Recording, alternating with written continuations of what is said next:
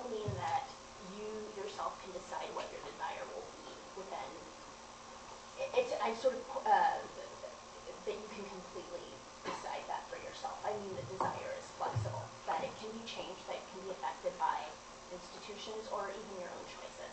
When I'm talking about self-determination, I mean I look at my life and my needs and my values and what I want, and I myself determine whether I will marry, what that marriage would look like, who I would marry. If I don't marry, what kinds of relationships I would have, the constellations of my relationships. That's what's self-determined, and that's not something that has been pre-written for me.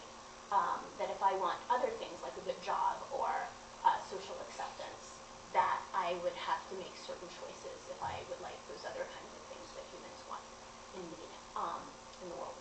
The other thing that I wanted to mention was I have to say I am going to have to, I know you don't want to talk about like the erosion of monogamy, but it was bound to come up. I think it's enormously important. I think the idea, I don't think that there was some kind of heyday of monogamy and happy marriage, and I think historians of marriage like Stephanie Kuntz and others would agree with me that in order for marriage to work in the way that you said, for most people to stay in it and for life, we required rather strict and violent laws to keep that from to keep people from divorcing. Women, until mid-century almost, would lose custody of their children if they left their husbands. Single women couldn't get car insurance. Not car insurance, but loans for cars on their own. And so I would argue that it's not even just a question of people not being faithful to monogamous relationships or to marriage specifically.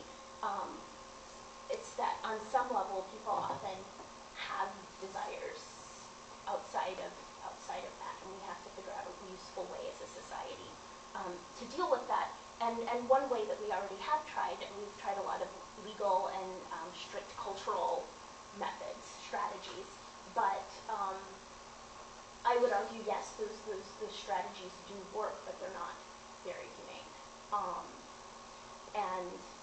And then my question for you would also be, so what do you suggest? Like, are there political, social workings of the idea of sex being sacred? What would that look like for you? I have to say, I have a hard time really pinning you down from reading your book fairly carefully. What does that mean for people who don't believe? It's the highest compliment anyone can